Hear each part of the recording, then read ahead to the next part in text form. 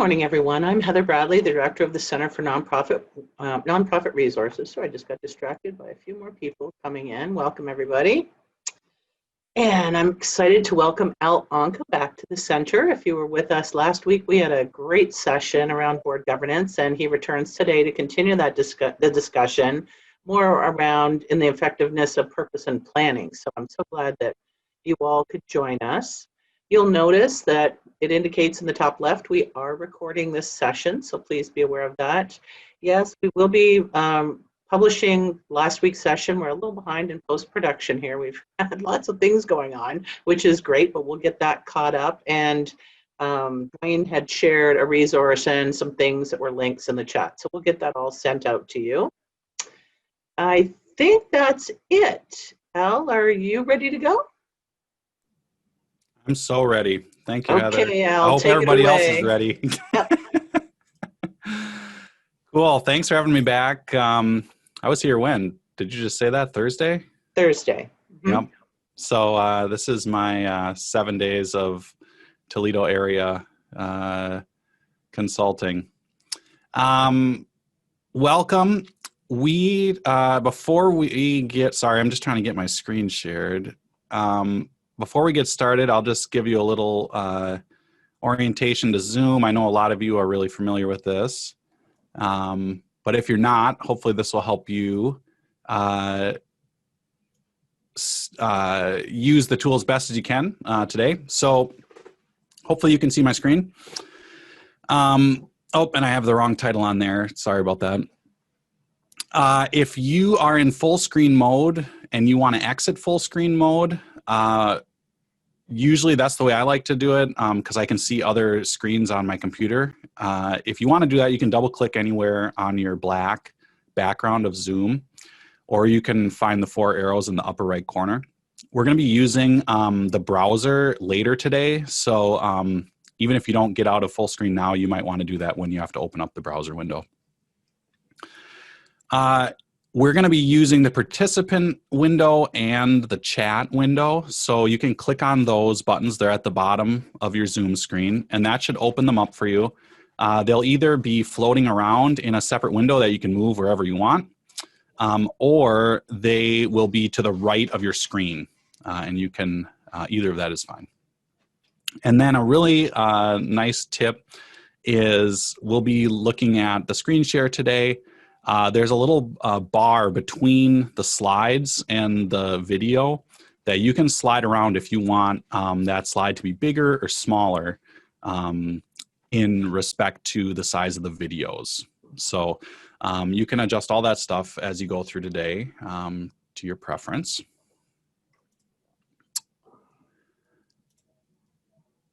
My name is Al Onkka, and my pronouns are he, him. And I'm a principal consultant at Aurora Consulting. And I've been doing trainings with Toledo Area Foundation, Center for Nonprofit Resources for probably 5 years now. And I love coming back every year. Obviously, I'm not there this year. You're getting me live and direct from my basement, but I'm thrilled to be able to be working with this community again. My business is Aurora Consulting, and we do a mix of evaluation with nonprofits, strategic planning facilitation, and organizational leadership development, a big part of which is board development. So today, we're going to be talking about a topic that's near and dear to my heart. Actually today is it's kind of like a greatest hits of 3 parts of board governance that I end up talking to clients a lot about because I think they're so effective. One more Zoom thing. If you are not familiar with speaker view and gallery view, now is your time to test it out. Speaker view is where you see a big picture of me, the person speaking, and gallery view is where you see the Brady Bunch boxes. And so you can choose which one you like. Later today, we'll be doing breakouts, and in breakouts, which are small groups, using gallery view is a great way to see everybody as you're working together. A lot of you are on video. Thanks for doing that. If you're willing to go on video, it's nice for me because I get to see who's engaged, and if you're raising your hand, I can call on you and ask if you want to have a question. You can turn that on and off at the bottom left, and that's also where you'll mute and unmute yourself when you want to speak. Okay, let's get into our topic today. So today is effective board governance, understanding board purposes, and planning. And this week, we're going to be discussing where your board is in the board life cycle, which is a common life cycle that boards go through. And it has stages. We'll be talking about how your board might be functioning based on the stage that it's in. And this is a really helpful way to think about how your board is functioning, performing, and also what it might be working on next in order to improve. So we'll do that first. We'll take a break in about an hour. Then we'll talk about how the board can better organize its work with some easy tools. So the first one is an annual board calendar, which is a yearly plan for what your board needs to accomplish. And then we'll also be talking about a board meeting model. How can you organize board meetings to improve effectiveness? So we'll do those three topics throughout. We'll be practicing in small groups. So you'll have some time to discuss and practice these things. And discuss as a large group as well. Anytime that you have questions today, feel free to alert me. You can type into chat anytime. I have chat open, so you can just ask your question directly, and I'll get to it as I can. You can also, in your participant window, at the bottom, underneath everyone's names, is a little raise hand icon that looks something like this. You can raise that and your screen will pop up on mine, and I'll see that you have a question, and you can do that anytime. Just jump in. We had a really lively discussion last week, and so I encourage you to ask your questions and use this time as is most helpful for you. Okay, so last week we talked about the three roles of boards. And the three roles that boards play are to provide oversight and accountability. That's the fiduciary duties. Contribute leadership, which is working internally with the organization to plan and move forward. And then also serving as ambassadors, which is looking outward from the organization and working with the community, promoting the organization, bringing the views of the community into the organization.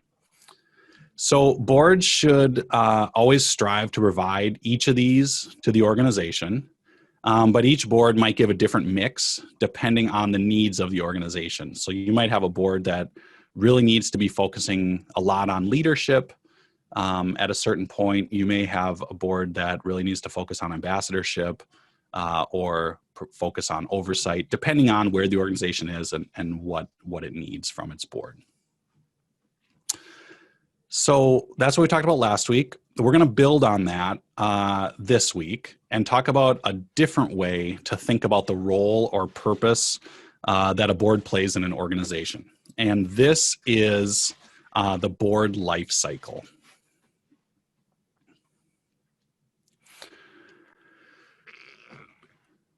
So the board life cycle is a model of the stages that a board cycles through as it operates over time.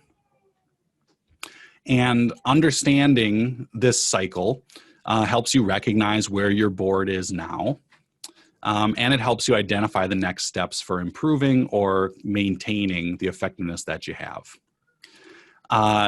This topic is kind of like an aha moment that I have with clients. Whenever I talk about this, people really connect with it because I think it gives some perspective on how your board is operating and why it might be operating that way. And it also, I think, just honestly gives some comfort to people to know that the way that their board is operating is, whether it's good or bad, from their perspective, is natural and is part of a cycle that will change, and you can change it if it's not where you want it to be. So this is the full cycle. And I'm going to just give you an overview of it, and then we're going to spend some time talking about each stage in this cycle. So on the left is the founding stage. And this is a unique stage in the cycle. It's basically when an organization is started. And so usually the way that this happens is there's a group of people who have a great idea. And then they come together and organize and work in order to turn that idea into a nonprofit. I know there's a ton of resources on Heather's website about creating a nonprofit. And this is a period that basically only happens once in an organization's life cycle, right? I mean, it's the beginning. And so the board at this point is typically is comprised of members that are super invested, right? They want to build this organization. They want to create an organization. They're typically hyper mission focused. They're like 100% focused on the mission, doing whatever it takes to make that mission happen. And they're very connected to each other and to the organization that they're creating, right? They're the founders. If you have founders on your board that have been there for a long time, you might be familiar with the type of people that founders are. They're passionate. They can be troublesome to other board members who don't share that same experience and commitment, that a founder does. It's a special time, and it has special people that are a part of it. So once an organization starts to move out of the founding stage, where it is an organization, it's not just an idea. It might have staff, it might have stuff, it might have a building, it might have programs, whatever makes up the organization. We move from founding into this cycle. And the cycle has 3 parts, and you rotate through these parts. The first part is super managing, and we'll talk more about that. Then you rotate into corporate, and you rotate into ratifying, at which point, if you move forward, the cycle continues. And so you just keep going around this cycle as many times as you want, a little merry-go-round. It just basically continues until the organization is done or there's no more board. So let's spend some time walking through each of these. I'm going to do some presenting, and then I'm going to put you into groups in order to talk about where your board is at, that you're on, that you work with, and learn from each other and talk about what these stages mean to you.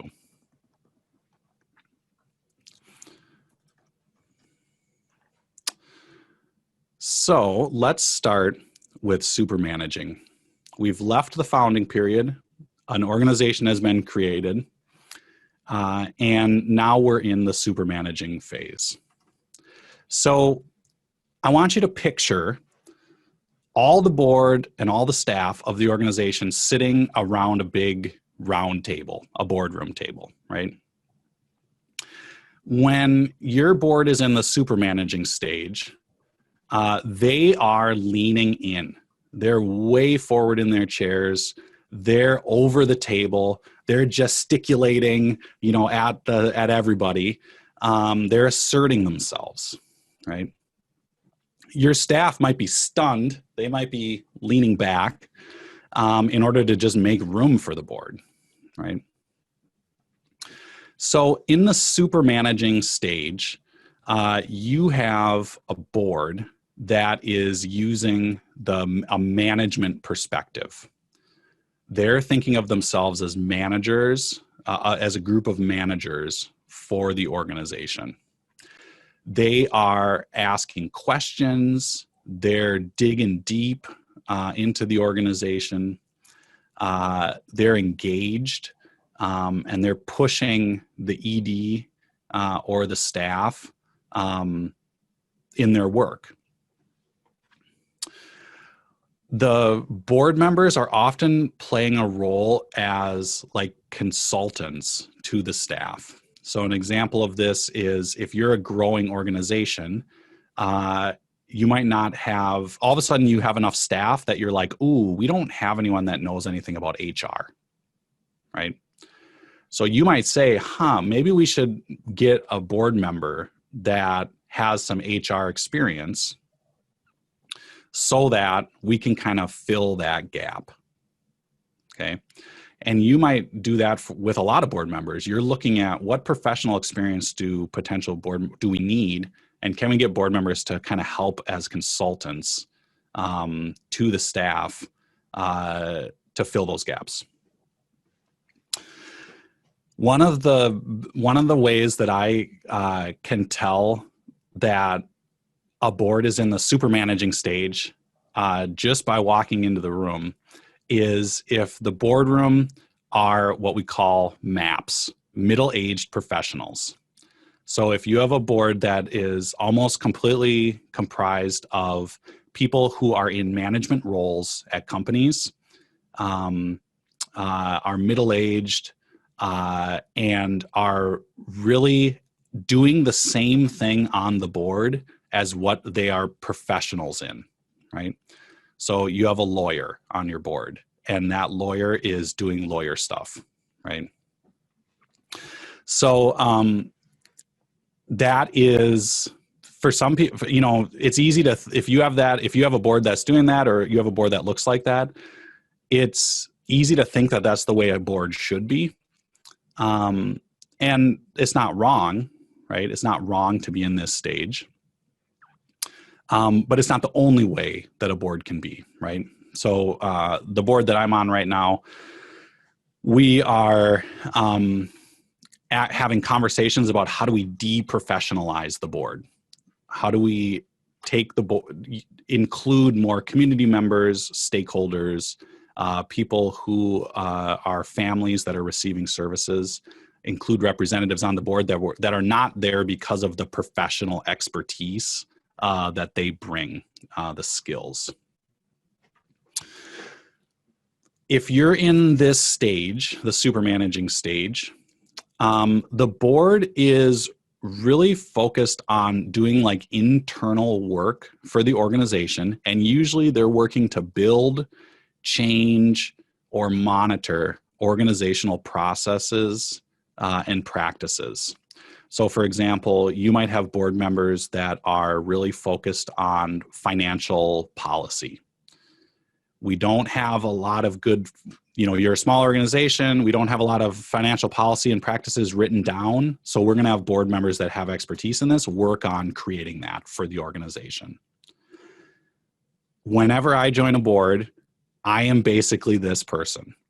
Like, they bring me on because I'm a consultant, and then I do work to help build up the board's effectiveness. I'm functioning as a super manager and as a MAP, middle-aged professional.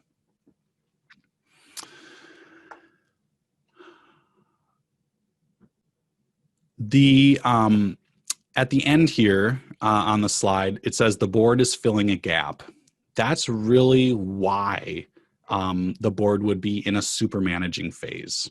They're in the super managing phase because there's something at the organization that is not handling on its own with staff. And so board members are either asked to or feel like they have to fill in that gap, okay?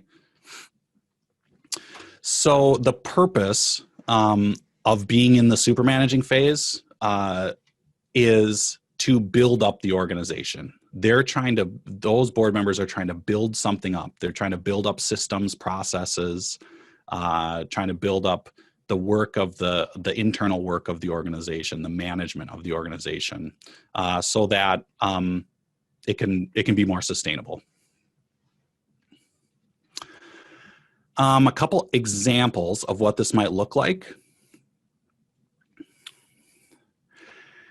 If the board hires an executive director, right? And then the board has to help manage the organization while onboarding the executive director. So if you are a board and you've hired a new executive director, you know that all of a sudden you have a bunch more work to do as that executive gets oriented to the organization and builds up his or her capacity to run the organization on their own. Another time that a board moves into the super managing phase, and we're going to talk more specifically about this later, is if there's some kind of crisis. So if all of a sudden something happens that is perceived to be a crisis for the organization, the board has to get kicked into high gear.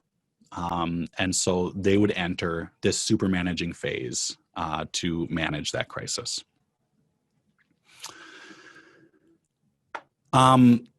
There are a lot of good reasons why your board would be in the super managing phase, right?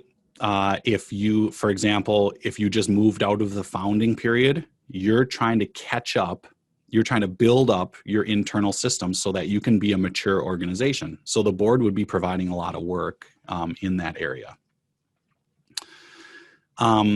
If you have, like I said, if you have an executive transition, that would be a time where the board needs to be in super managing. Same thing with a crisis. Some of the problems with super managing is the professional culture. If you have middle-aged professionals on your board, then you have a culture of middle-aged professionals that can exclude people who don't have that culture, that work culture, or that experience. And so if you're trying to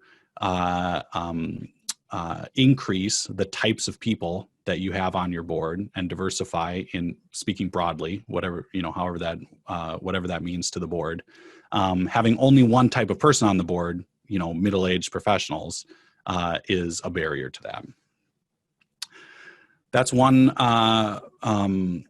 kind of con to this one, something that to watch out for.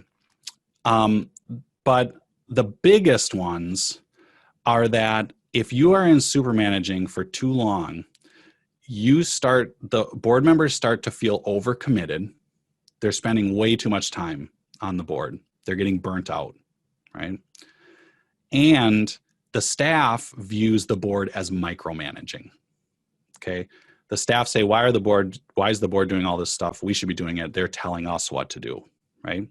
And so the board's feeling burned out, the staff's feeling burned out because they're getting micromanaged. And this hopefully causes a shift in the board, okay? Because it can't sustain. And so this is where we move from super managing to corporate. So before I go there, any questions about super managing or observations from your own boards? Dwayne says, I've flamed out of a few boards. Yeah. Dwayne, were you on super managing boards? Is that what it felt like, or did it feel like something different? I felt like a couple of the boards that I were on had good. There were a couple of boards that were great experiences. Then there were a couple, and because of like the first time I was on a board, it was such a great experience. When I went on a board where you had like, one was like a startup organization who just couldn't get their fiscal accountability together. And then last week when you were talking about how knowing that the board sometimes assume liability, it was like they were making, the executive director was keeping 2 sets of books. And I was like, okay, he should probably be fired. But the rest of the board disagreed with me. So I left the board. And then in another board, I had a situation where I ended up leaving. We had it was a housing board, and we had a situation where one of the tenants were they were cooking drugs, they were making crystal meth. And then you had people very focused on the mission. And I was like, well, if we don't evict this tenant, we could lose like our HUD status and kind of funding. And they were like, oh, well, the person will be homeless. And I was like, I can't do it. So I ended up and then that year I ended up leaving every board I was a part of. That was your 1 year of flaming out of boards. Yeah. Well, Dwayne, as you go through a couple of these other stages, see if it sounds like you might have had boards at a couple different stages. So see which one feels like the one that which stage matches your expectation. I do want to point out though that I don't think I said this already, and then I guess see you, David, there. None of these stages are in themselves bad. Like these are just stages. And so you could have a board that is very successful at super managing. And because of that success, they move to corporate. They move to a corporate stage of the board, right? So even as successful boards, you would still move through this. But just the nature of these stages means that you kind of keep moving. Okay, so David, do you have a question?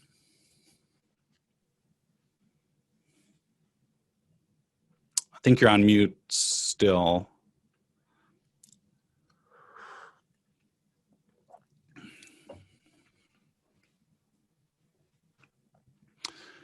If you're asking me, I don't have a question.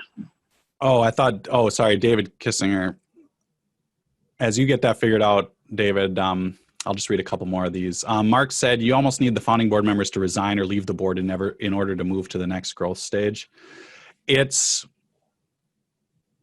often happens, and finding a way to keep founders of any kind, board or staff, engaged is a delicate practice. I literally have books just on that topic. But you also get founders who are excited about growth, that are excited about seeing the organization progress and are reflective about their role. And so you can also have founders that are really happy to move on to the next stages and stay a part of the organization. It kind of depends on their personality. But if you have, one of the reasons why I have whole books on this is because founders are super invested. And so it can be hard for them to let go.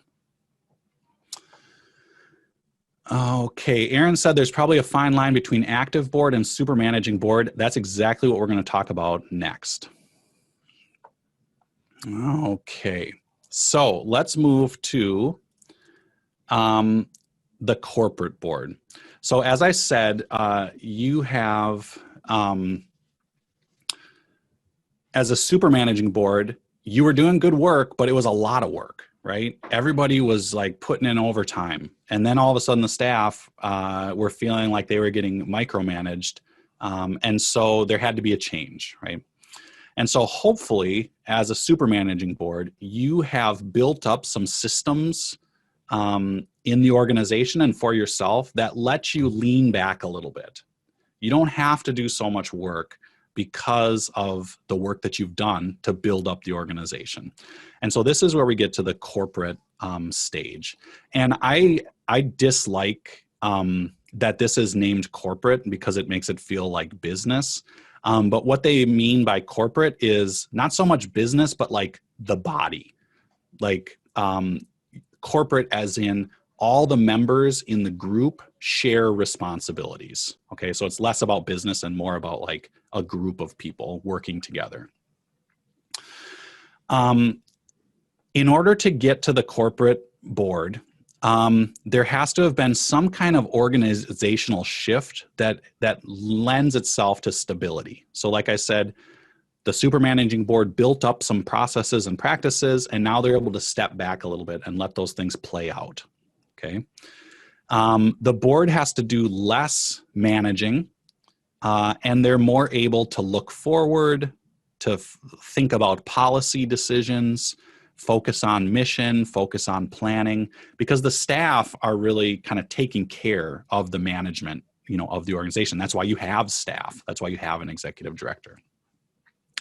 So when you're all sitting at the board table, remember our image, you've got all the board and the staff sitting there. The board is more straight up. They're not leaning forward as much. They're more kind of sitting straight up. They're poised and they're balanced. Okay. They're just in their chair. The staff is straight too. Everybody's just kind of around the table, ready to engage or lean back as they need to in order to keep the organization moving forward. When you are in this corporate phase, usually what you see is a good relationship between the board and the ED. And usually you have a strong ED and a strong board chair. And you have a balanced role. They both kind of more or less understand what they're there to do, and they work together to do it. In the corporate phase, the board is, who said this? Aaron said there's a fine line between active and super managing. So in the corporate phase, the board is active, right? They're engaged, they're doing their work, but they're not leaning in to the management of the organization that the staff is able to do. But one of the key things about a board is that it feels like they're able to identify where to focus. So like you've got all this different stuff going on in the organization, and the board together is able to say, okay, here's the thing that needs our attention now, right? They work on it, and then maybe they lean back and say, okay, we've done that thing. Now we need to move to this other thing. So they're able to figure that out, and they have the agility to move to the place that they're needed without being everywhere at once, right? The super managing board is being everywhere at once.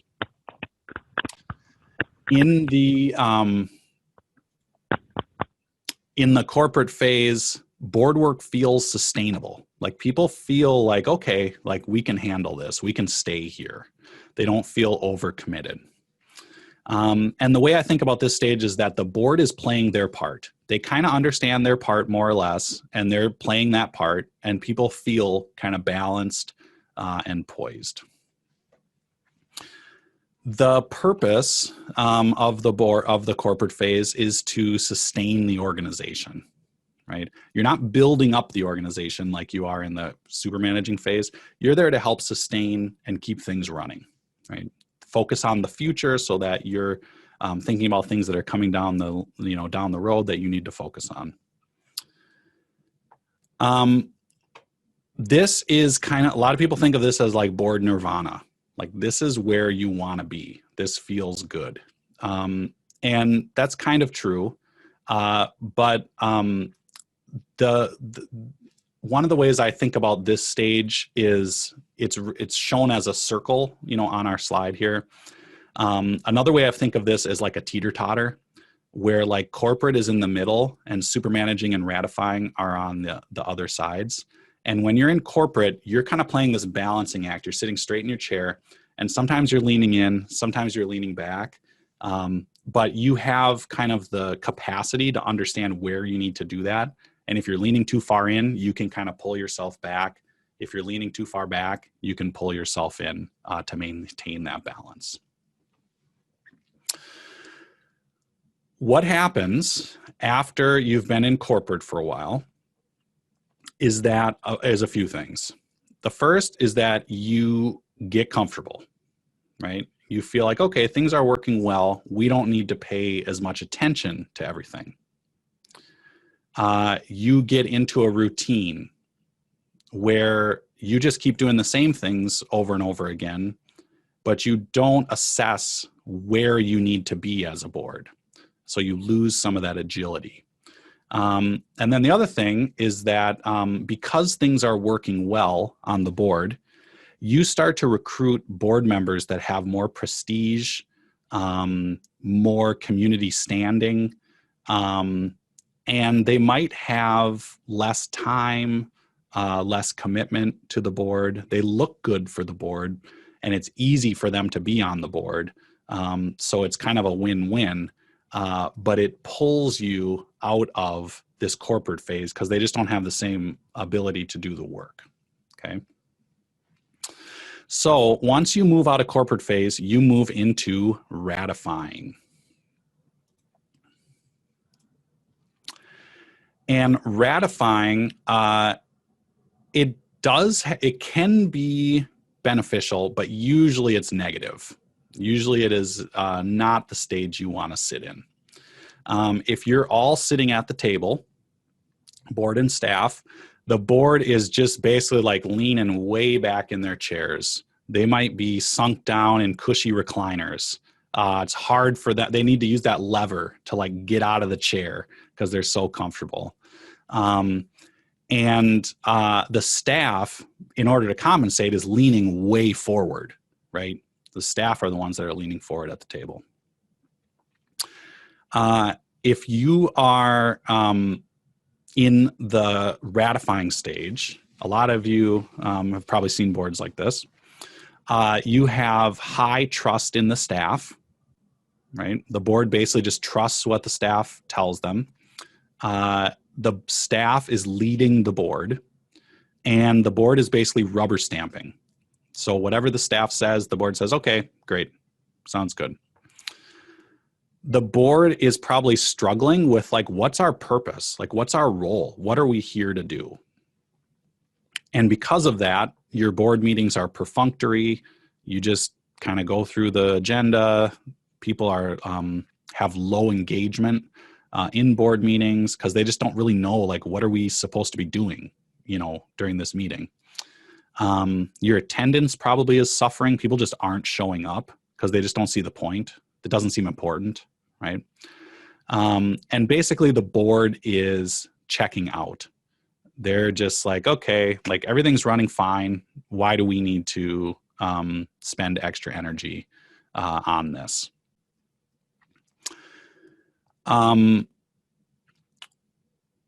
They are not thinking usually about strategy, thinking about the future. Usually that's what the staff is doing and presenting that to the board. So there's a lot of, well, let's do an example first. The biggest place I see this is when you have a long-term ED. So you have an ED that's been around for a long time, and they basically just know a lot more than the board, right? And so they're leading and the board is following. If you have reduced your board meetings because it doesn't feel like you have enough to talk about, if you're doing quarterly board meetings, it can be easier to fall into ratifying because you just are not spending a lot of time together. And then another thing I see with ratifying is committees that just are like, if you cannot get your committees to do anything, that's a sign that you might be in ratifying because they just don't see like, what are we supposed to be doing? They don't get the purpose. So there's a lot of cons to ratifying. There are some pros, like you could be in ratifying because the staff really have things under control, right? The pro is that the board is getting out of the staff's way. And that can be good at times. You probably don't want to be in ratifying all the time because you're basically giving up your responsibility as the board.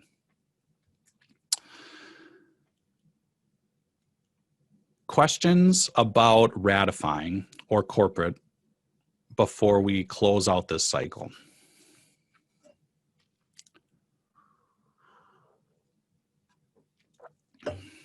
We're going to get to group work in just a little bit. Okay. So we're at that. We've gone through all three stages. So how do you get from ratifying to super managing? How do you start the cycle over again? Basically, there's a crisis that happens, a failure that happens, or a transition, like an executive director leaves, a longtime executive director leaves, which to the board is a crisis. Basically, what happens is that ratifying that mode of working just fails because all of a sudden the board needs to take more responsibility because something has happened. And so they are then forced back into supermanaging. If they can't make that transition, the organization will struggle or fail because they can't handle the responsibilities that they need to in order to be a successful board and organization. But in order to be successful, they'll have to make that transition. And so they need to lean back in after they've been leaning way back. And that's going to take some energy and some effort. They might be stiff. They might be sleepy. They got to wake up and start doing more. So if you are trying to make that transition from ratifying back to supermanaging to start the cycle over again, you're really working on building common purpose and vision as a board because it's probably been lost. The board doesn't hold it anymore. You're working on reorienting board members and setting expectations. If board members were used to just spending an hour a month on board work, you're like, no, like the commitment is 8 hours a month, or whatever. You are assessing member commitment and composition. Do the people that we have, are they able to move back to supermanaging, or do we need to recruit some more middle-aged professionals to move us back into supermanaging?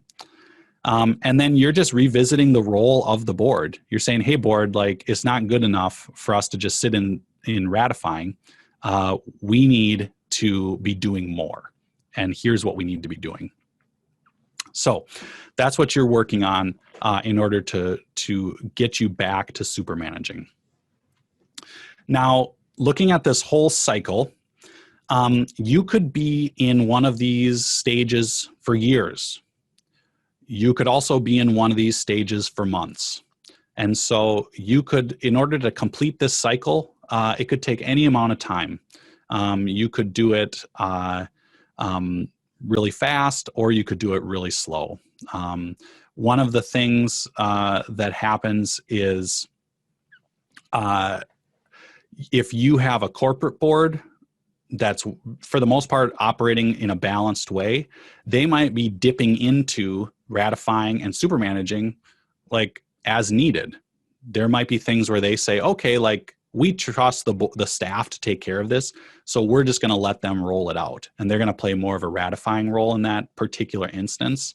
But then they would recognize that like there are other things that they might need to be supermanaging on for a little bit, but they keep pulling themselves back. So as you move through this cycle, you might go through it fast, you might go through it slow, but usually you touch each stage as you go around. Okay, so I want to move us into some groups in order to, let's see here. Heather, I'm just going to let you know, do you want to put us into 6 groups or get that set up while I explain this? Okay, so we have quite a few people. You wanted groups of 3 to 4, right? Yeah, so if we do 6. So there would be 7 groups altogether. Okay, yeah, sure. Let's do 7. That's great. Okay. Thank you. All right. Let me know when you want to open the rooms. I will. So I'm going to give you some time to discuss this, and then we'll come back together.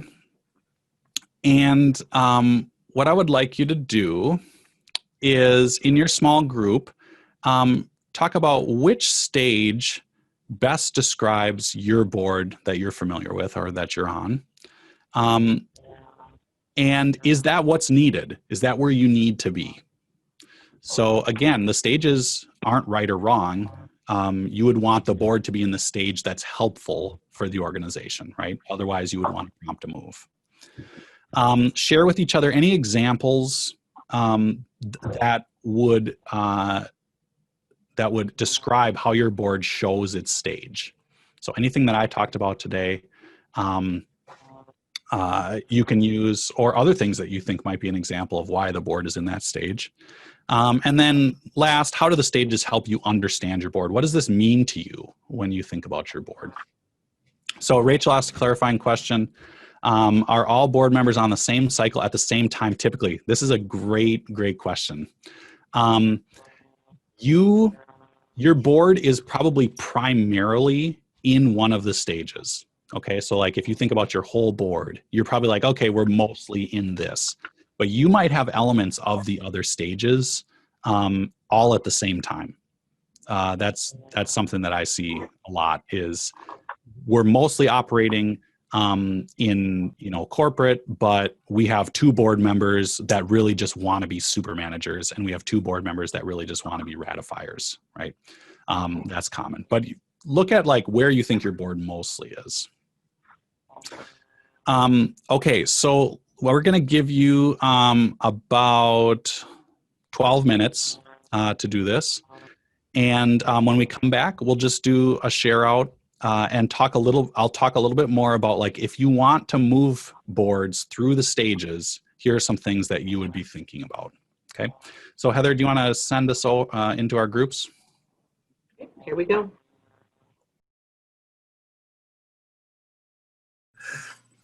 So much good energy, and then we just get kicked out. I was just saying that we were on a roll.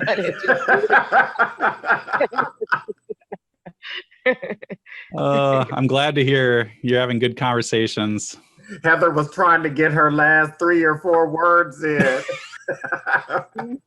I'm like, Mickey was just making such a good point. Is that Catrice out there? Is that my David? Yes, it is.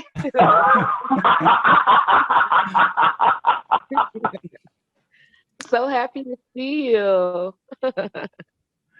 I'm happy to see your logo.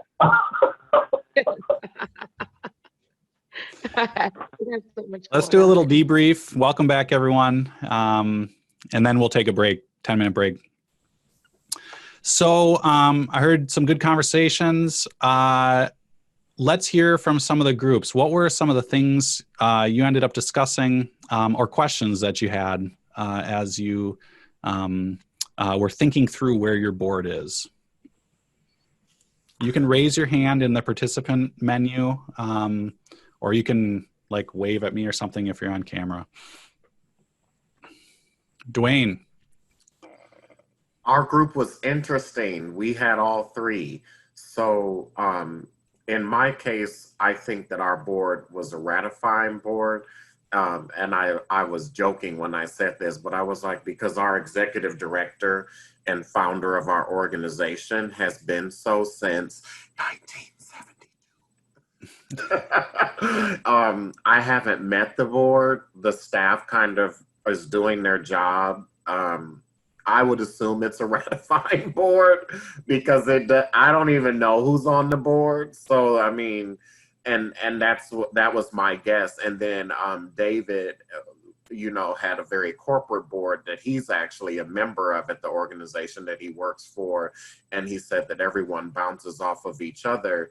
And then Heather is in a transition because she just took over for an executive director that was there for 30 years. And so I think that she really didn't describe, she's just in transition because you have some board members that she described being there as a very long time and they're just trying to like re-examine like mission and direction and all of that because, and I'll let her kind of comment on that, but I guess she specializes in taking over for boards that's been there where people have been there a long time. But it was a good mix. It was a good mix. Yeah, I'll just mention that, I've done several founder leader transitions as an executive director and as well as being. Bless you. Yeah, I said I'm a glutton for punishment. I mentioned I was really pleased that as you went into because we are literally in that, we are the arrow right now that's starting over. Starting this cycle. Between ratifying and super managing? Exactly. Yeah. And all of the items that you listed are what we're doing right now. So nice. Gold stars for our board right now. Good job. That's cool. In my group, I was in group 6. We talked about a little bit more about like whether you can have people in different, phases at the same time, which absolutely you can. And that might be a strength of your board is to have those different perspectives at the same time. One of the things we talked about with ratifying and corporate was that sometimes I was reflecting on this. Sometimes the only way to tell whether your board is in ratifying or corporate is to see how they manage a crisis. So you might have a corporate board that is pretty hands-off, but when a crisis comes up, they're able to quickly shift gears and tackle it, and then move back to kind of their balance, that they were in. If you have a board that's engaged but hands off, they might be in corporate. Hands off doesn't necessarily mean they're in ratifying. If you have a crisis comes up and the board just self implodes and like nobody can agree how to do anything, they don't know the way forward, they don't know how to handle it, people are stuck, then they were probably in ratifying because they weren't able to maintain their balance in order to handle the kind of crises that were going to come up. So another group, what questions or things did you end up talking about?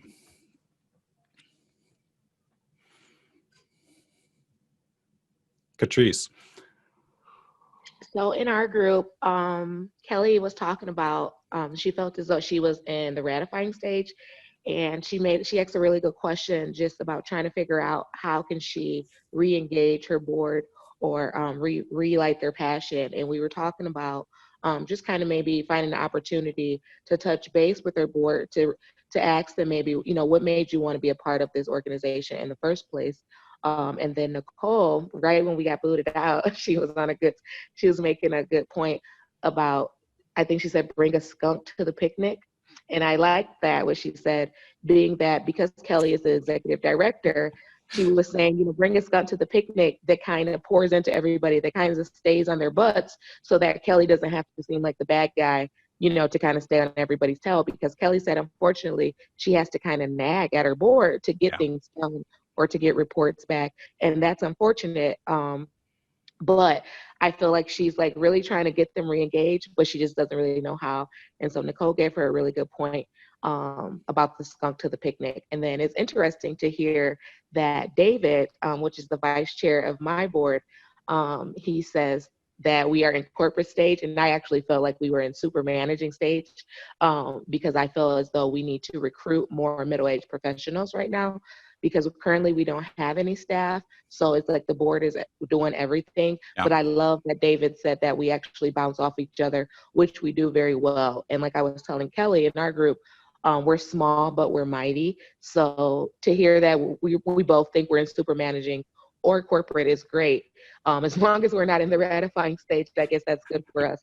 But I would definitely like to work on our recruitment and training and orientation and things for more maps. Awesome. Thanks for sharing. Let's look at one more thing and then we'll take a break. So one of the reasons I love this model is that it helps you think about what's next for the board. And so it's a developmental stage model, right? So we already talked about how to help shift from ratifying to super managing. You're building common purpose and vision, reorienting people, setting expectations, trying to get the board re-engaged, basically.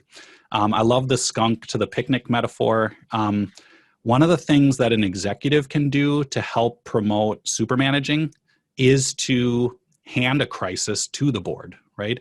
Ask for help and let the board figure it out, right? Don't let them rely on you to figure it out. And so it could be something big, it could be something small, but something that helps them re-engage and see what their purpose is as a board. So if your board hasn't been a part of strategic planning, that would be a great thing to have them be involved in. Doing a visioning session with the board where you help them think about what's the future of the organization look like is a good way to get people re-engaged. So these are some tips for that stage. If you're in super managing and you want to move towards corporate because people are burning out, they're overcommitted, the staff are feeling micromanaged, what you're working on is helping the board let go of internal management. So it's fine for them to build up a system to help the organization, but once they build it up, they need to step back and let it play out, right? Because that's the purpose of super managing, is to build it up. You don't want to stay there, right? You're working on defining board and staff roles, and defining means talking about it, right? How's everybody, feeling? How's the relationship between the ED and the board working? What are some things that the board needs to do, and what are some things that the staff needs to do? You are probably helping the board build their own practices. So one of the reasons super managing happens is that if you have a bunch of middle-aged professionals, that's just what they know how to do, right? Is super managing. And so building up the practices of the board and talking about what are the processes that we use in order to do good governance? What are our recruitment processes? What is our budgeting process? Like, how do we work as a board in order to be sustainable? That's what you'd be working on. And then we talked a lot about the MAPS. I love the acronym, the MAPS. That's from the original article that this cycle came from. But you might be thinking about recruiting beyond MAPS. So one of the things I see is that the super managing culture, the culture of internal management, just kind of keeps perpetuating, because that's where these people are comfortable. And so if you want to move towards the corporate board, you might be thinking more about, like, who are we recruiting, and is it specifically like these professionals, or are there other types of people that we want to recruit, and what would it mean to have a board that has diverse people on it, diverse skills, experiences. That can be a way to help the board think about that. If you're moving from corporate to ratifying, oh no, sorry, we don't want to move from corporate to ratifying. Let me make that clear. When you're in corporate, what you're trying to do is maintain that balancing act. And so what you're trying to do is make sure that you're maintaining a balanced board staff relationship. So you're checking in when you need to check in, you're letting go when you need to let go, but you're always there with the staff. You're not just like giving them all the responsibility. You are holding to board member expectations. So if you start to recruit more prestigious people, like, you're not saying, oh, it's cool, like, you don't have to show up, right? Like, you're keeping the expectations of what it means to be an active board member so that you don't slip into ratifying. And then most importantly, you're remaining agile. You're self-correcting. If there's a moment when you need to really lean in and deal with something, you do it, but then you say, okay, like, now it's time to step back, right? If you've been stepping back on something, you check in every once in a while and say, okay, like, we haven't been paying attention to this, but like, why don't we spend some time on it and see how it's going, right? So you're maintaining that balancing act as corporate. So hopefully this gives you some ideas of things that you could be doing with your board. We'll send these slides out afterwards so you get a copy of this. And hopefully this stage-based kind of cycle helps you think about where your board is, where it needs to be to help the organization, and how to just make sense of how your board is operating right now. So I really want to make sure we get a break. I know it's hard to look at the screen all day. So it's 10:10 right now. Let's come back at 10:20 and we'll continue the conversation and start talking about how you can use planning to move your board forward. So take a break, just turn on your video when you come back if you've been using video, and let me know you're back. Thank you. Okay, if you're back, open up your participant box and answer this question. Does your board have a plan that guides their work or your work? Does the board have anything, whatever that means to you, that helps them navigate their work as a board, let's say for the next year? Check yes. If you have something, check no. If you do not have something. Heather did a thumbs down. Okay. Yes, that works too. A little different sentiment, but okay. For anyone that has a plan, their board does have some kind of plan. Would you either raise your hand or just go off mute and tell us, what does that look like? Like, what does your board use?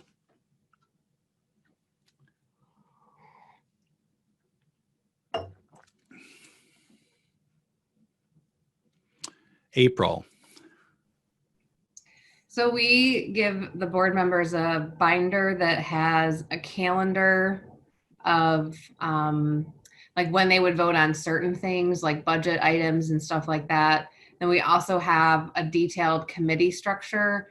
Not that anyone follows it, but it talks about like what goals those committees have and what they should be, kind of examples of what they should be doing. So there is a plan. I don't know how to make it better because no one really follows it. Okay. That's what we're going to talk about. Cool. Thank you. Catrice? So we also have the detailed committees with thorough details about what each committee's responsibilities are. It's just currently, like I said, our board is still very small. So we just actually don't have enough members to actually form these committees just yet. So I think that's something that we're actually gonna, start working on. Okay, cool. But we also have policies and procedures, which we just actually finished. So that'll also be that's our blueprint to how the organization should be ran. Nice, great. Thanks for sharing. We've got a couple comments in the chat. Let's see here. Okay, so the difference between the organization's strategic plan and the board plan. So they're not the same, right? The strategic plan is for the whole organization. The board hopefully would be working in their own role to promote the strategic plan. Maybe they have things that they need to do that are a part of the strategic plan. What I'm talking about today is the board having their own plan that they create that guides their specific work, right? And we're going to look at what that means. Nikki said, recently the board ID'd 3 goals they want to accomplish by the year end. Fantastic. That is awesome. I love it when boards create goals for themselves, right? That are separate from the goals of the organization. Kelly said we do have a strategic plan, but not a board plan. We have just created a calendar for them. Yep, that's what we're going to do today. So let's get into this. And I'm going to do a little bit of presentation. I did a lot in the last hour, so I'm going to give you guys a break from me. And you're going to spend more time working on this in your same groups and practicing how this would look. And I'll be bumping around and helping you out. So what we're going to do is, we're going to do that in a moment. Hold on. So we're going to be working on a board annual agenda. And this is the board's guiding plan for the year, right? The thing that guides their work. I think that a board annual plan is the easiest and most impactful way to promote thoughtful work by the board. If they're not doing this, and if your board is not doing this and you can do it, it's going to have an impact. Like, this has basically been my soapbox for a couple of years now, is like, if the board is going to do work to benefit the organization, like, that work will be better if you have a plan for it, right? Instead of just showing up. But being on a board is hard, and it's hard to plan, so it takes some effort. So you want it to be as easy as possible, so that it in itself is not a huge chore. Doing a plan like this is a way to help activate that corporate stage. So being thoughtful about the things that the board needs to do to fulfill its role as a board is what a corporate stage board does, right? They're thinking about what do we need to do to support the organization, and how do we accomplish it in a way that balances our roles with the staff. So doing a plan is going to help you activate that stage. The thing about board plans that is such an opportunity, I think, is that they're not difficult to create because you literally already know every meeting that the board is going to have for the next year. Hopefully you have some kind of schedule or even the specific dates. So whether it's like we always meet the second Tuesday or whatever, like you already know everything, every time that the board is going to be together. And a lot of what the board does is known. There are just tasks that need to happen every year, right? And so it's very easy to think that through in a way that's not quite the same for an organization. An organization with all of its complexities has more stuff going on. So a board, you're talking about meeting 12 times a year, 4 times a year, 6 times a year. You can spend some time at the beginning of the year thinking about what you want that to look like, because otherwise it just sneaks up. So there are a lot of things a board needs to do each year. And let's just list some of them out. Open up the chat. What are some things that your board needs to do every year? Things that your specific board does, things that you know every board needs to do, either is fine. You could think about, what does your board have to approve or vote on, right? That's the business of the board, is making votes. What are some things your board has to participate in? Even if it's not a vote, they just have to do it. And this is my favorite question. Are there any regular items that your board always seems to be behind on or surprised by every year? What are those things?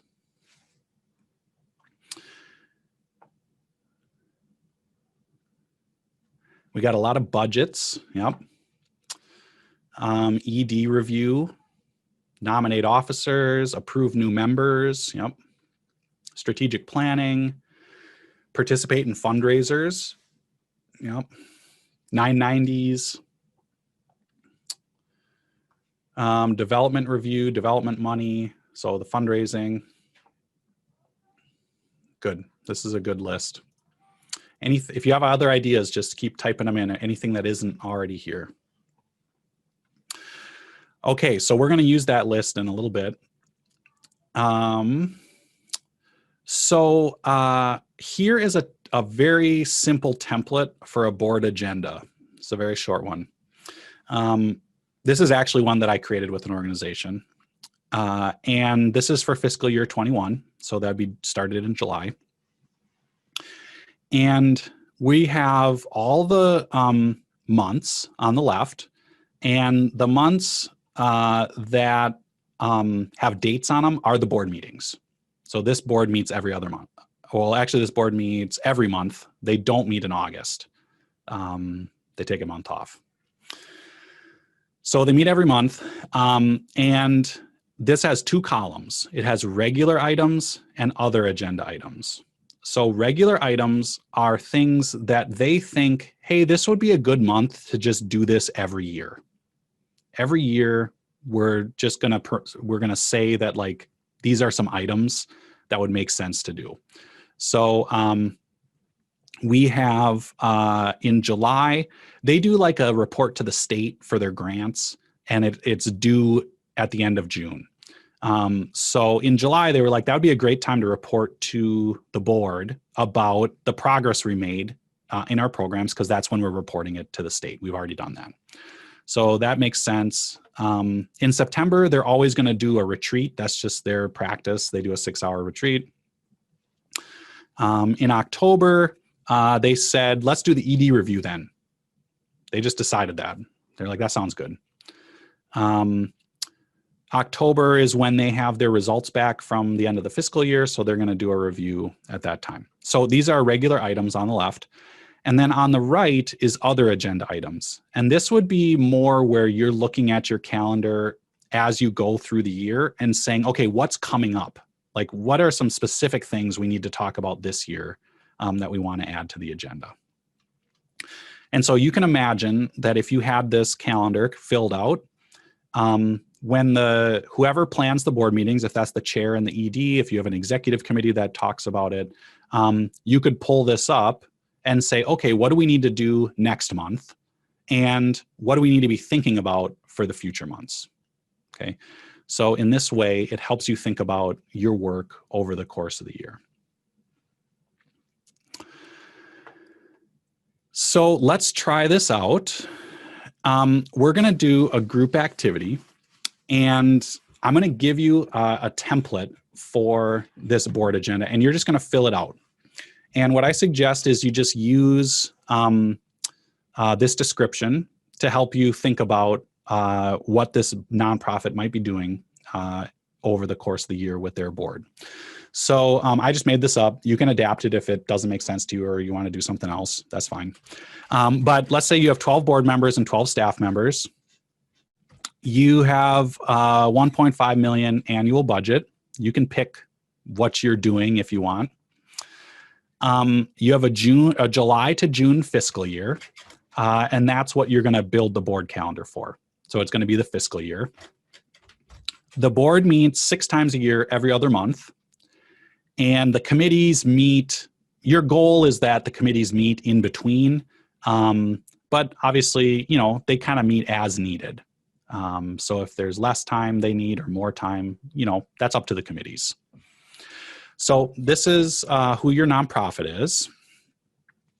And I'm going to share, I'm going to open up if I can. Let me see here.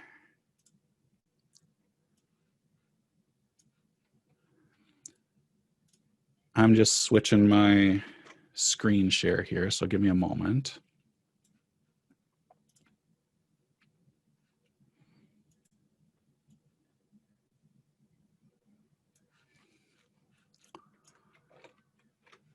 Okay, so I'm going to give you some links to board calendars, and we have 7 groups, so I'll have 7 calendars, and this is just one of them. They all look the same. What I want you to do is think about your nonprofit and start in this left column. I've already put the dates of the board meetings in here. Anything that's a white row is when your board meets, right? 6 times a year. I want you to start in the regular items. What are some regular items that the board needs to accomplish, review, vote on every year? You can use the list from chat. You'll be able to see that. Just look at that and just make your best guess. Like, when would it make sense to do this? Just pick something, you know, fill it in. An example is their fiscal year ends in June. So let's say in their September board meeting, they have an accountant that's really on the ball and they have all those reports and everything. So that's the meeting that they kind of do a year-end fiscal review, right? They spend more time on finances in that meeting. So that's an example. The other agenda items you can just skip for now. I just want you to focus on regular items. If you have ideas for things you want to put in here, that's fine, but you don't have to worry about it. Then on the right, we have the committee work. So I like to include committees on this calendar because one of the problems boards have is that committees have a hard time coordinating with the whole board, right? Things feel kind of disjointed. So what I would like you to do is, for any regular item that you have, think about whether the executive committee, the finance committee, or the development committee needs to do something to support that item. And then put what they need to do in the appropriate month. So if in September we're doing a fiscal year-end update, the finance committee in August is going to prepare that, right? They need to look at the finances and they're going to think about what's the big picture here. What does the board need to talk about? That would be the goal. So anything that's over here, see if there's stuff that needs to go into committee work. Don't overthink this. Just make it up.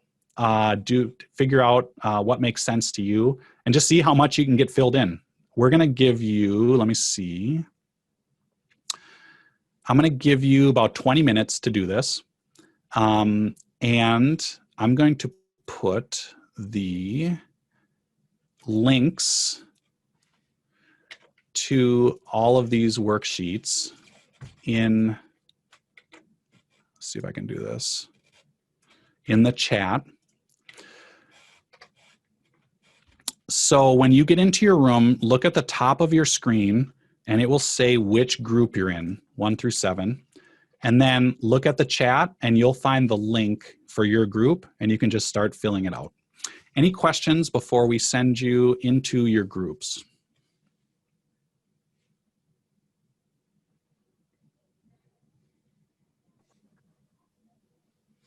Okay. Heather, are you able to send us on our way?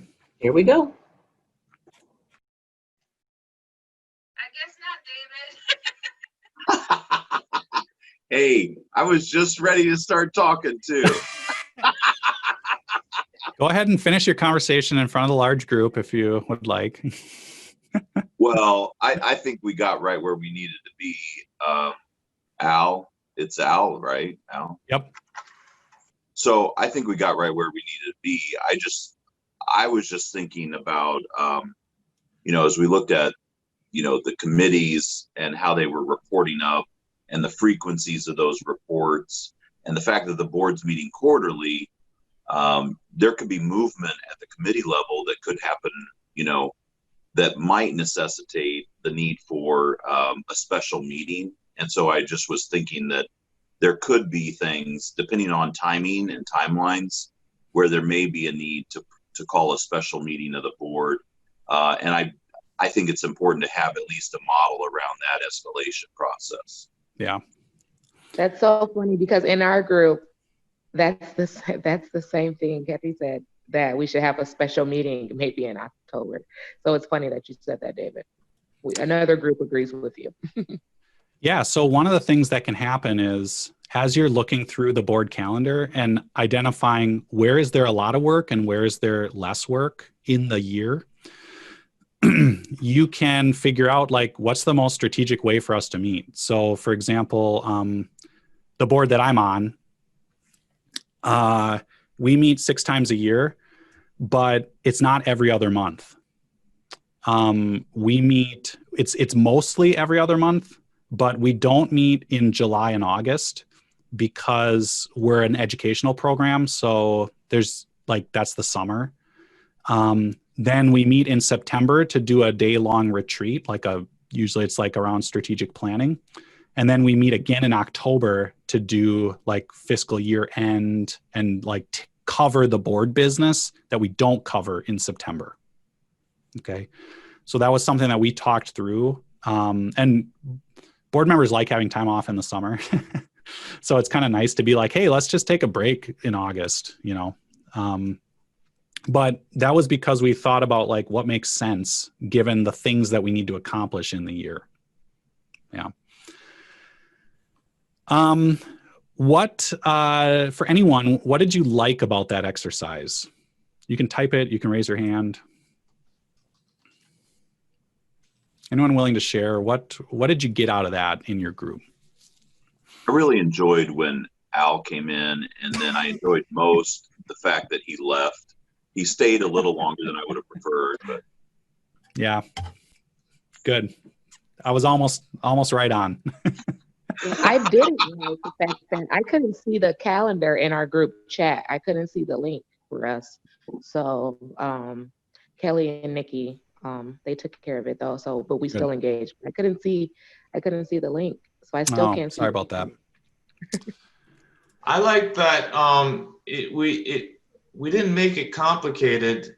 It was just really sort of the obvious things that we were doing, but it was nice to see it on the calendar and just made it feel doable that, yeah, this makes sense. And then you can always build off of it, but just to have that put down on paper and then you can figure out where it goes or what you want to expand was a good start. Yep. Cool.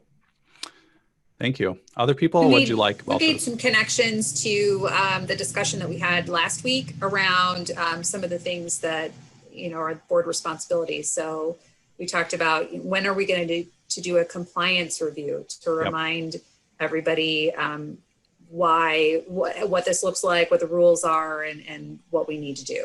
Mm-hmm. Great.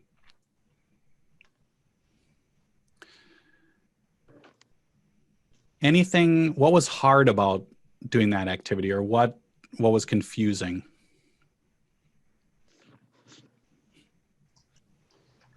It was just, what was the optimal month to do something? If your fiscal year is July, then do you do your board nominations in May, or do you do them in July? Do you have them new board members start the first year, or just where do things go? Yeah, the group I was in talked about that. They said, one of the groups I was in said, feels like we need to do everything at the end of the year. And I was like, do you? Like, that's a decision you could make. So if you have a lot of stuff at the end of the fiscal year, do you need to bring on new board members at the same time? Or can you bring board members on in the calendar year? You know, I mean, that's a decision that you get to make as a board. And so hopefully going through an exercise like this, you're able to see, again, like, where are the busy periods and where can we do other things to fill in. So usually, like, when I do this, I identify the most important, biggest things. Like, when is the budget review? You know, when is the annual fundraiser? When are the things that we know need to happen at certain times? And then it's like, okay, it looks like we have a gap, you know, in March. Like, maybe that's a good time to do the executive review. You know, you could fill that in because it doesn't matter when it is, you get to choose. Yeah.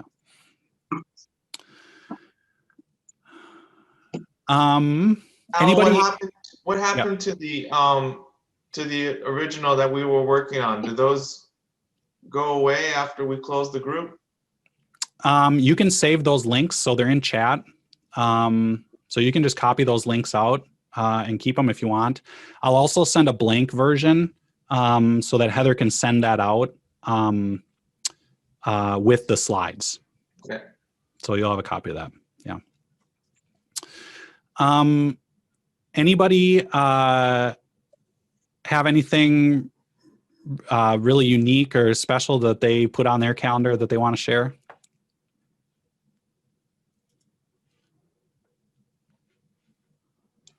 I think it was important to put board orientation in on the calendar. That way it's inescapable and people they can get it in their personal calendar 12 months in advance and know what's the expectation, and they can't be too busy to not attend.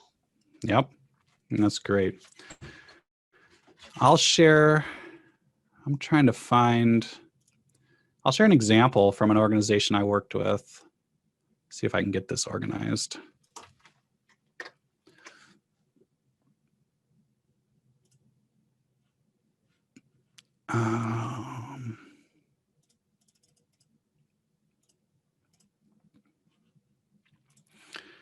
Okay, so this will pop up on your screen in one moment.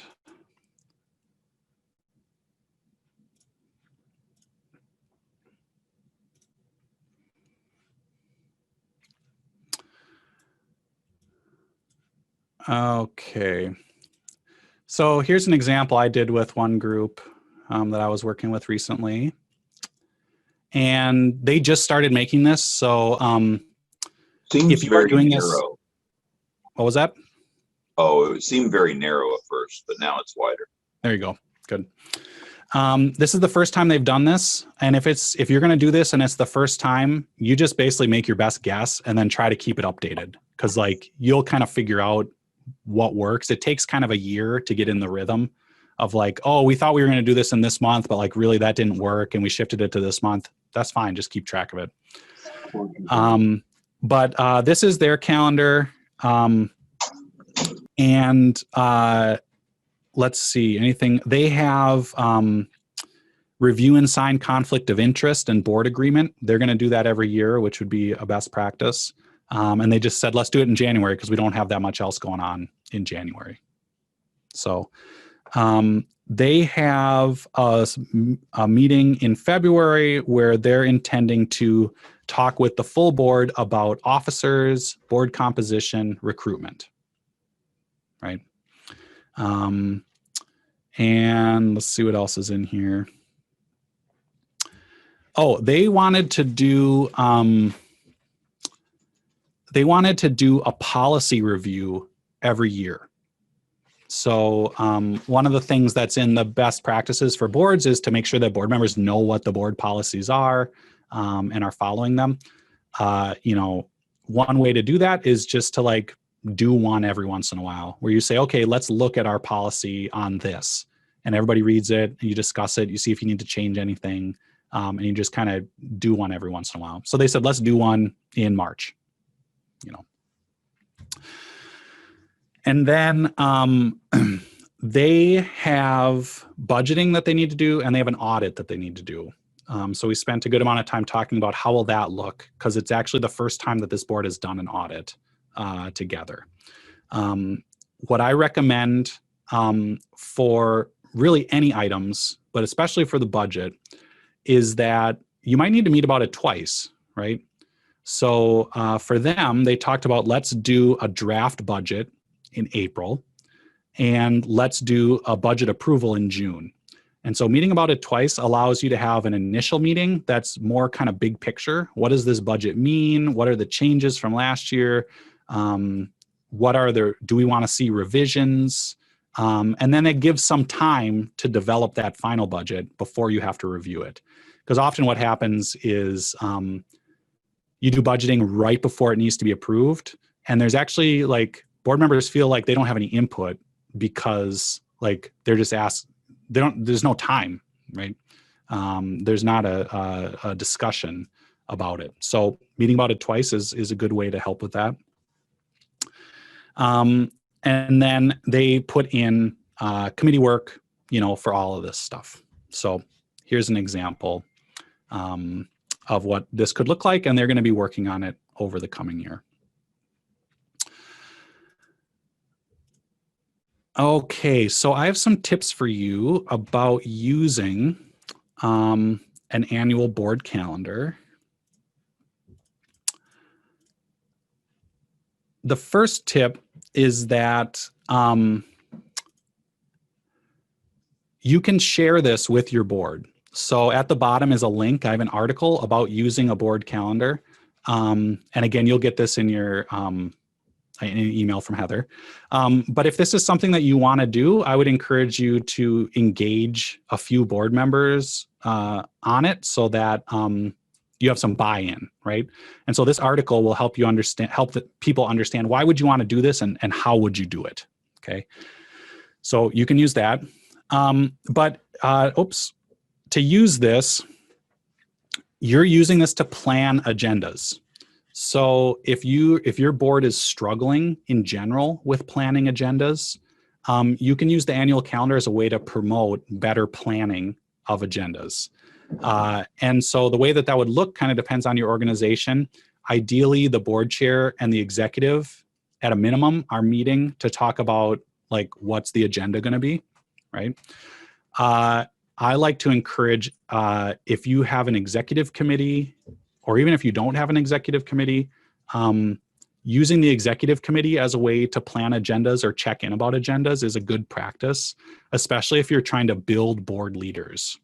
So if you're trying to develop leaders on the board, that could eventually be the chair or another officer. Having an executive committee that does something is a good way to, model what the leadership of the board does. So you would use this to plan the agendas. And then most importantly, put this in a place where you can change it and update it because as things change, you want to update it on the calendar so that it remains relevant, right? You don't want to just let it be and let it fall to the side because then you won't use it. This is something that you can put in the board packet that you send out to the board for every meeting. In that way, it shows board members what's coming up, right? It's easy to fall into just like showing up for meetings and not, being prepared or not understanding like how this meeting fits into the scope of what the board is doing over the course of the year. So if you have a plan, that allows all board members to see like what is the work of the board this year. And it might be educational for them to learn about things that they didn't know the board needs to do. You might have people that see something that's going to happen and they say, oh, wow, like I would actually be interested in helping with that, right? And so in that way, it's transparent for the whole board. And then the committee side. You can use this. You don't have to do a committee side. You could just do the board side. I like including the committee side because it helps you think about what is the responsibility of the committees. Ideally, committees are helping. Ideally, committees are preparing the board to make decisions. Committees themselves usually don't have power to act on behalf of the board, right? Usually they're just working groups. So you want the committees to be helping the board understand what its work is in the realm of that committee. So for example, for the finance committee, a good reason to have a finance committee is because the finance committee has financial expertise. They can interpret the reports and they can make recommendations to the board about what what the finances mean and what the board might need to make decisions about. So if there's going to be a year-end review, the financial committee would have to meet before that to help prepare that. Committees, you don't want to bog people down with a whole bunch of record keeping and documentation. So you could have committees contribute to this document. You could also just let the committees do what they need to do, but use the document to identify those those highlights. Like if we have an audit, then a committee needs to, solicit an auditor, and we know it needs to happen every year, and this is the committee that's going to do it, right? So use it however you like, whatever makes sense for your board. Other questions about an annual board calendar. We're going to take a break in a moment and then talk more about board meetings. What questions do you have about the annual board calendar?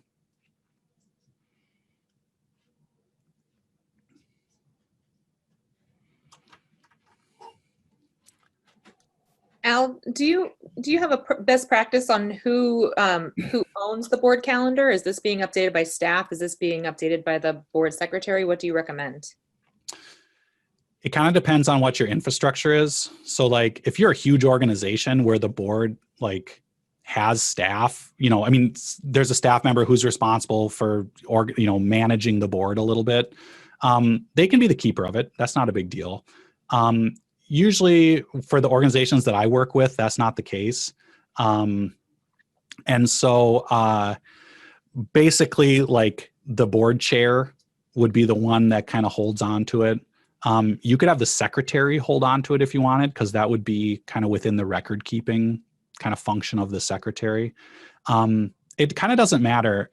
What I would recommend is that the board is responsible for this. Like it's the board's plan to do the board's work. Obviously, staff help the board, prepare and do their job. So you would work with staff, but I would try to avoid having it be a staff document.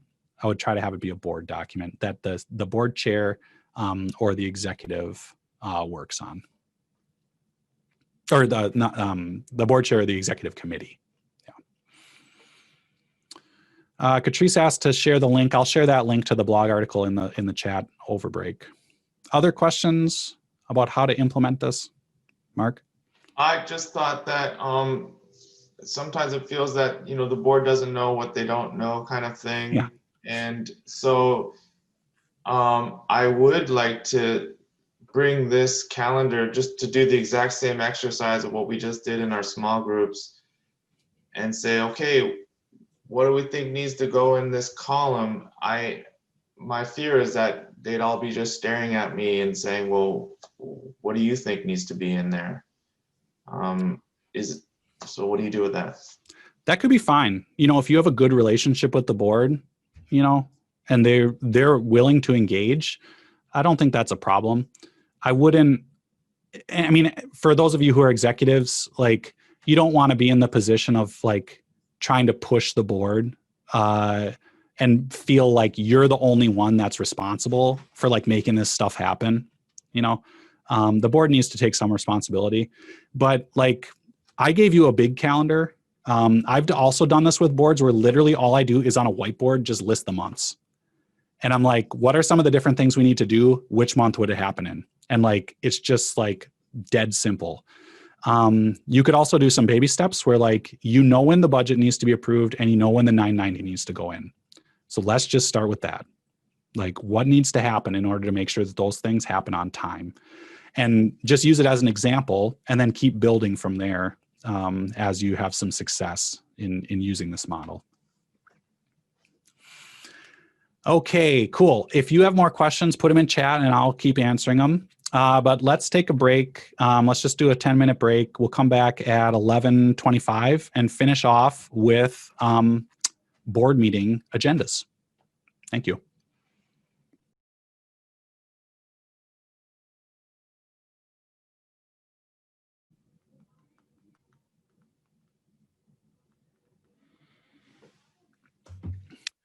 Okay, let's get started. Give me a thumbs up if you're off video, but you're here.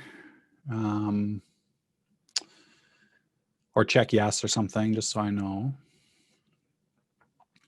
So we're gonna close out today talking about board meetings. So planning board meetings is kind of the next step from planning your annual agenda, right? And just like doing the annual board calendar, doing a more thoughtful job of planning board meetings can help you activate that corporate stage, right? Because you're spending time thinking through what does the board need to be doing, what is going to help the board fulfill its roles, rather than just being reactive and just kind of like going with the flow with whatever comes up.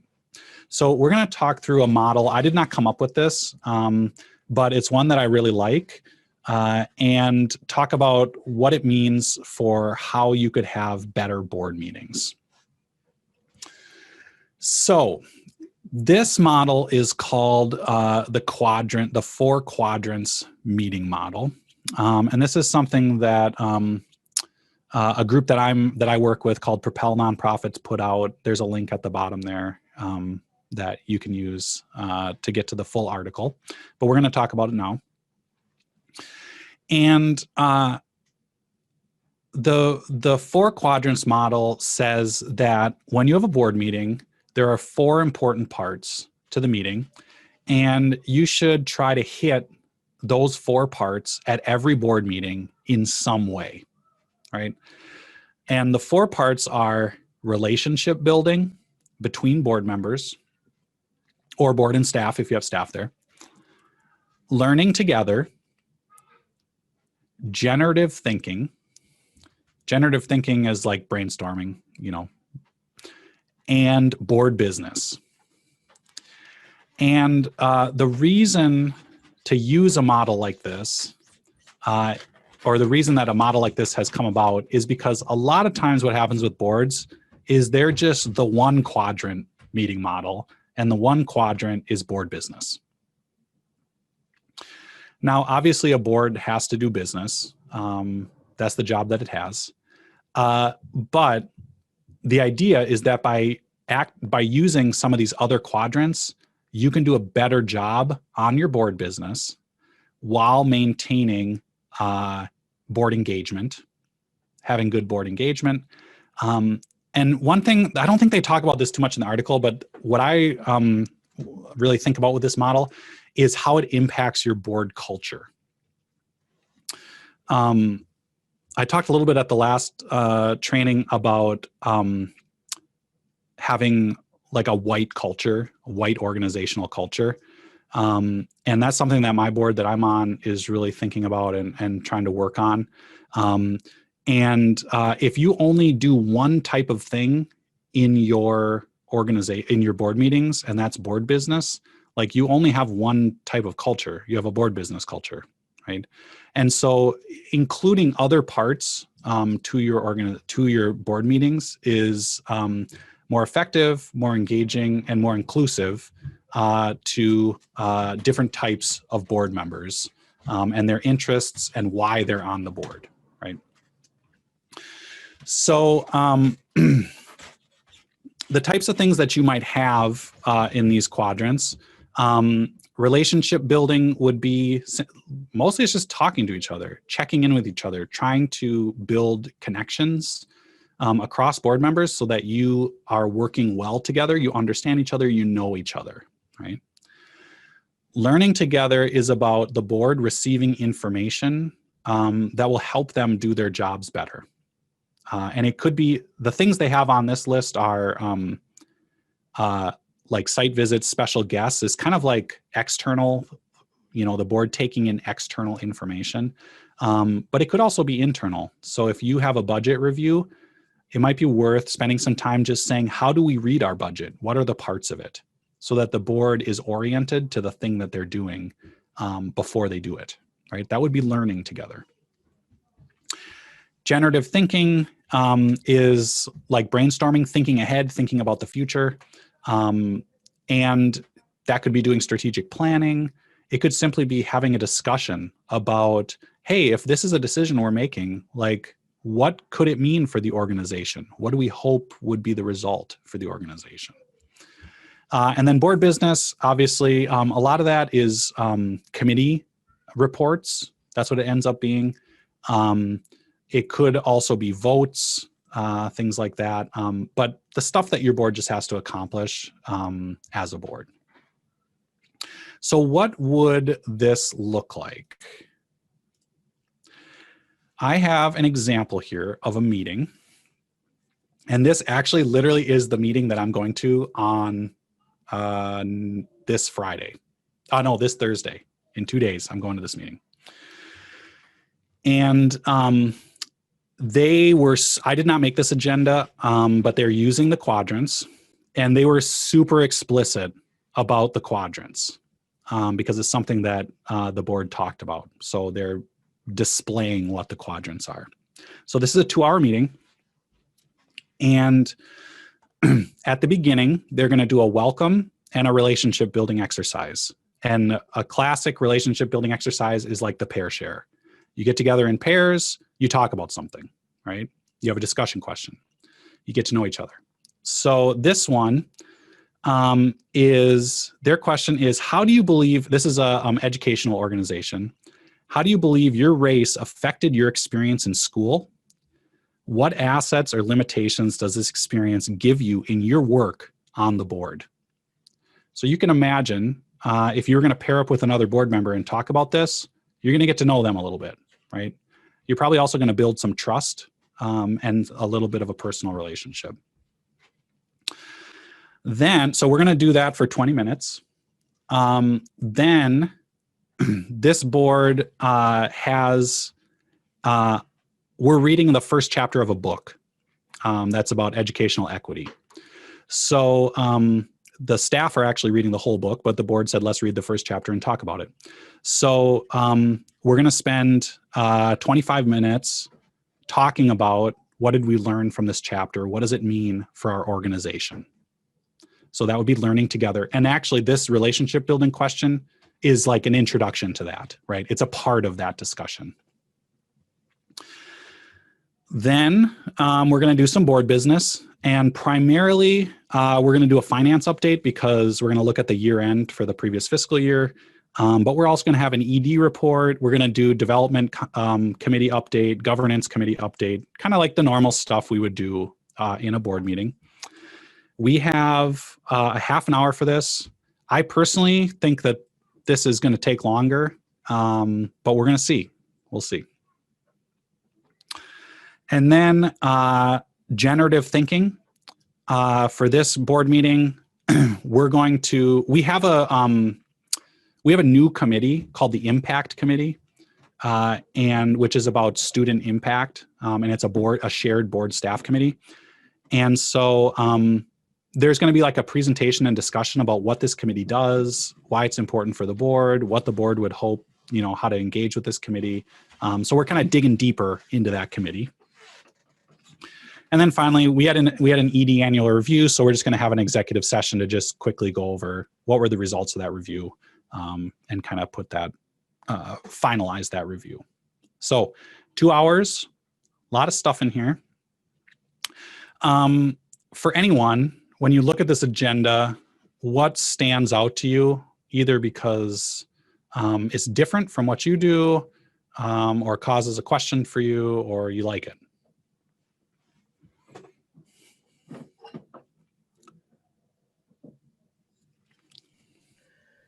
like the Hey, idea. Al, this is David. I think it's very, I'm sorry. Go ahead. No, Daniel. go ahead. I was just going to say, I think it's a very simplistic. I mean, I'm not, this isn't designed to be rude, but I mean, it seems like a very simplistic agenda, and I'm more experienced with much more detailed, and maybe they're just task-driven agendas. Yeah, so this is just the agenda we sent to board members. And actually, I did cut out some stuff from it because it didn't fit on the slide. But obviously, like there are more parts to this that are going to happen, and that's why we have people assigned to it, because they're responsible for that section. But you might have a lot of tasks, right? This agenda doesn't have a lot of tasks. We do have to approve 990, which is something that the Finance Committee has been working on. So they're making a recommendation to approve. So there might be questions about that. I think there probably won't be, because usually they just go with the Finance Committee's recommendation. But there's not actually a lot of actual board business we need to do in this agenda. It's really more focused on the learning together part and digging into this impact committee. Yeah. Al, is this a board that meets every other month? Correct. Yep. Dwayne. Every month. So Oh, sorry, Danielle. I'm having a hard time hearing you. Just one more time. Can you hear me? Go for it. Okay. No, I was just saying that because we meet once a month, our meetings are only an hour long. And I think having that additional time kind of takes the pressure off of having to get through the agenda.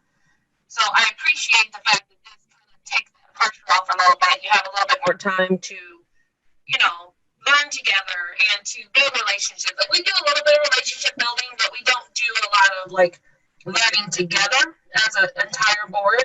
We do have a board of 24, so we have a pretty big board. But I like that. I like the adding of the relationship building and learning together. I think that's a really cool thing to incorporate. Yeah. This agenda has a lot of it, right? That might not be the case for every agenda. You get to decide how much you need of everything, but the goal is to do a little bit of everything, at least during the meeting, right? You don't want to skip one during a meeting. You want to at least touch on each thing. And I'm going to show you an example later where you incorporate it more into the board business. So like if you're spending a lot of time on board business, how do you include some relationship building in that activity? That's another way to do it. Okay, Dwayne.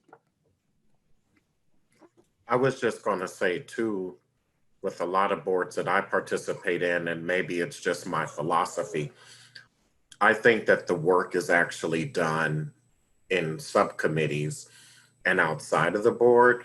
Like, if you haven't read or reviewed or did anything before the meeting, it's an unproductive meeting. So I think that in my case, what I like about this is that this assumes that there's other work being done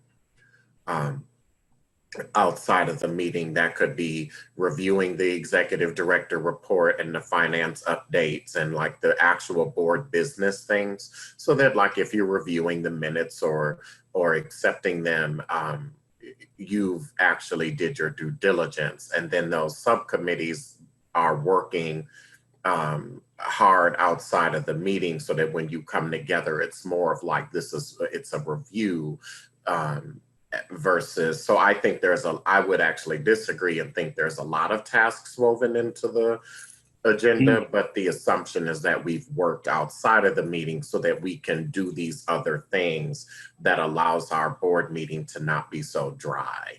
Yeah, that's great. Thank you, Dwayne. Yeah, this is like, I don't know if you're in education, you might be familiar with like the flipped classroom model.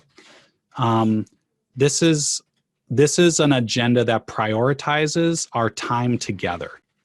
So if there are things that can happen that don't need us to be all together, then let's do those before.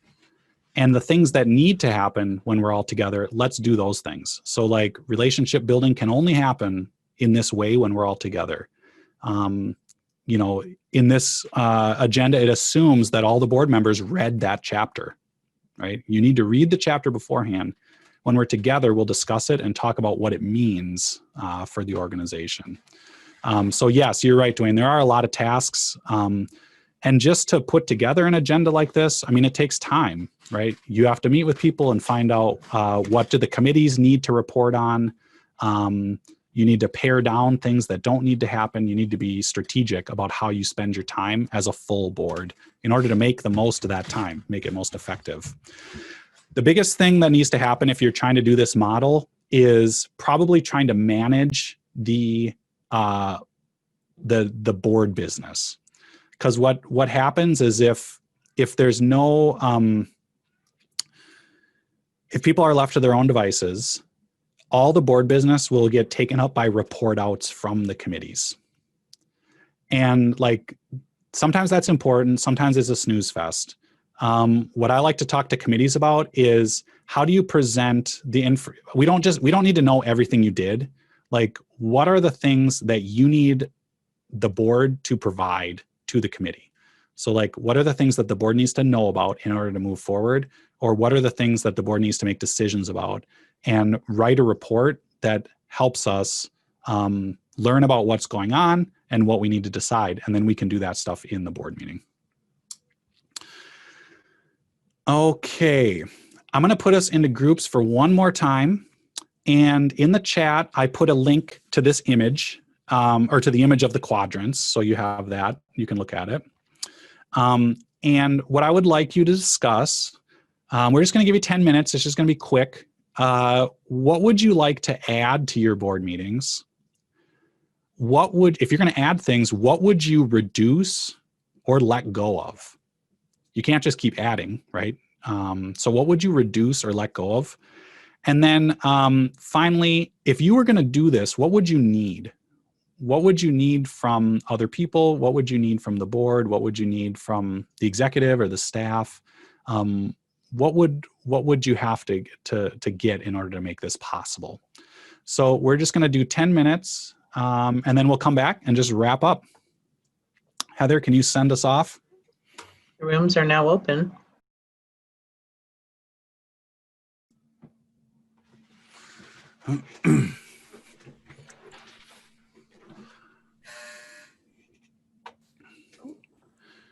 Okay, I think we're all back. I hope you had a good conversation. Anyone willing to share something they want to add or something they want to reduce from their board meetings? Well, we kind of talked about the reduction of bad culture. So culture of the ratifying board that wants to talk about, well, we tried that and it didn't work, or you know, I don't see where that could work, or well, this is how we used to do it. How do you change that culture? Yeah, so one of the problems with ratifying is you have low engagement, right? So either they're not showing up or they're unwilling to give more, right? Because they're kind of stuck in a routine. I think that using a model like this, either explicitly or behind the scenes, can be a way to change that culture. So for instance, you'd have to kind of assess what some of the pain points are. But if, for instance, people are checking out and they're not engaged and you feel like they don't know each other and there's not a good group dynamic, you could just use a little bit more relationship building, right? If you feel like people don't understand what they're supposed to be doing, you could do a little bit of education, you know, sprinkled in with the rest of the board business. Now, if you're the ED and you have the chair leading the meeting, you know, it's going to have to be a partnership. You're going to have some people on the board helping you out and willing to go there in order to make it, make it a success.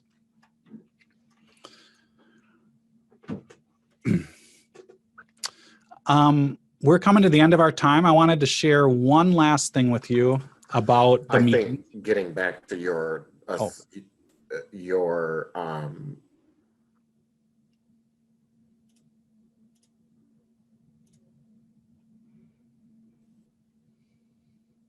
Go ahead, Dwayne. You're on mute right now. There you go. Okay, sorry. I was like, what's happening? I was muted and then, oh no, wait. We have you. No, I was just going to say that I think that you're getting back to your comment earlier. One of the concerns that I have, I'm not on a board, but I see what the board dynamic is, talking about these issues of the day with racism and stuff. So, we're represented by all these hospitals and they're like the presidents and CEOs. I saw none of them issue any type of statements on racism or what they think about the issues, even though minorities are frequenting their establishments. And furthermore, they've created like this whole little committee at my job, but I'm like, I heard none of the, and I heard one of the major hospital systems in our area make some comments about it. But I'm like, if they're not on it from a leadership level, I actually might leave the diversity committee at my job, because if it's a mute point to them, like, I just don't want to waste my energy. That sounds terrible for me to say as a Black person, but I don't want to just be on a committee because they feel like they need to form this committee, and that committee is what they count as doing something. And if the leadership doesn't change their behaviors, and I was telling my group, it's not about what leadership has done, it's about what leadership hasn't done. And that tells me more of the story about what they might think or not think about it. Yeah. Thanks for sharing. Yeah, David. Al, I have a comment too about that, if it's possible. Go ahead. I was just going to say, Dwayne has a very good point. I think, I think at the board level, there often is what I call a fear-based mentality, where the boards are afraid to do things that they would do as a person, because they know it's right to do. And Dwayne brings up a very important issue. The issue of race in our culture is being wrestled with in a way that I believe is appropriate and healthy. But it appears to me, and maybe this is reflective of what Dwayne is saying as well, that boards are afraid to have courage. And to me, I think if we can't be leaders of courage, why are we even doing what we're doing? Thank you for those comments. Yeah, you might, I've been talking about my own board that I sit on last week and this week, and you might have guessed we're doing a lot of work on racism, anti-racism internally. And so this whole summer has been us activating the learning and the relationship building responsibilities of our board. And so that's why we're reading chapters. We have affinity groups that we've put together for board members. And all of that was a response to, we have a Black board member that wrote a thoughtful blog article for our organization's website that said that the board has been racist and is racist. And so, as you can imagine, working through that as a group that has racial diversity but is also majority white takes a lot of effort and a lot of learning and a lot of trust. And what we've learned is that we need to, we specifically just skipped the budget in June. We were like, the budget is important, but it's more important that we rise to this occasion right now with the social uprising. And so we said, we're going to do our own work to make sure that we're the leaders that we want to be. And that did take a lot of courage, to your point. And what I was just going to say is that courage was provided by the ED and by our only Black board member. And the rest of us had to sit back and say, we're gonna be ratifiers to our ED right now, because the ED and the staff are ahead of us on this issue. And so we need to sit back and have some, be humble as a board and work to do better. Now, this is not easy.